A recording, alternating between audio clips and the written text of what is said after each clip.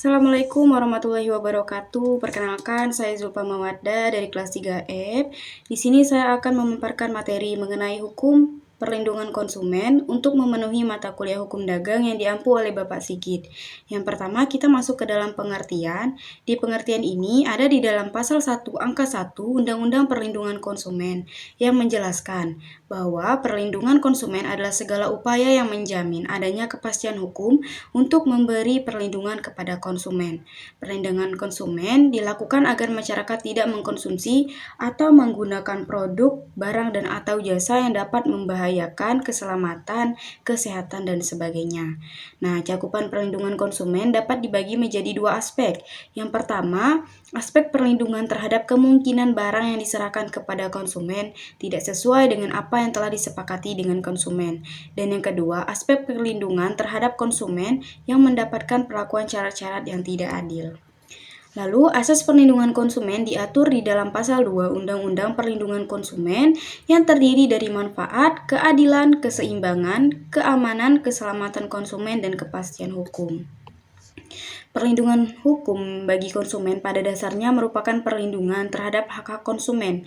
Dengan demikian, terdapat 3 hak dasar dalam melindungi konsumen, yaitu yang pertama, hak untuk mencegah konsumen dari kerugian, baik dari kerugian personal dan kerugian harta kekayaan. Yang kedua, hak untuk memperoleh barang dan atau jasa dengan harga wajar. Dan yang ketiga, hak untuk memperoleh penyelesaian yang patuh terhadap permasalahan yang dihadapi.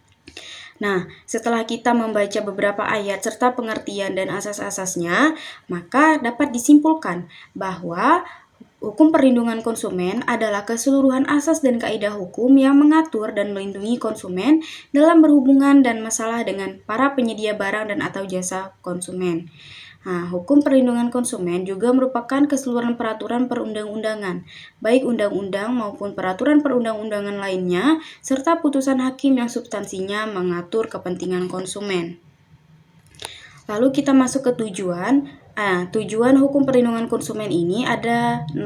Yang pertama, meningkatkan kesadaran, kemampuan, dan kemandirian konsumen untuk melindungi diri. Yang kedua, mengangkat harkat dan martabat konsumen dengan cara menghindarkan dari akses negatif pemakaian barang dan atau jasa. Yang ketiga, meningkatkan pemberdayaan konsumen dalam memilih, menentukan, dan menuntut hak-haknya sebagai konsumen. Yang keempat, menciptakan sistem perlindungan konsumen dengan unsur kepastian hukum dan keterbukaan informasi dan akses untuk mendapatkan informasi tersebut. Yang kelima, menumbuhkan kesadaran pelaku usaha mengenai pentingnya perlindungan konsumen sehingga tumbuh sikap yang jujur dan bertanggung jawab dalam berusaha. Dan yang terakhir, meningkatkan kualitas barang dan atau jasa yang menjamin kelangsungan usaha, produksi barang dan atau jasa, kesehatan, kenyamanan, keamanan, dan keselamatan konsumen. Nah, perlu teman-teman ketahui bahwa dasar hukum dari Undang-Undang Perlindungan Konsumen Nomor 8 Tahun 2009 itu adalah Pasal 5 Ayat 1, Pasal 21 Ayat 1, Pasal 27, dan Pasal 33 Undang-Undang Dasar 1945. Nah, itu saja yang bisa saya sampaikan pada kesempatan kali ini. Jika ada salah kata saya mohon maaf, akhir kata saya ucapkan wabillahi taufiq wal hidayah. Wassalamualaikum warahmatullahi wabarakatuh.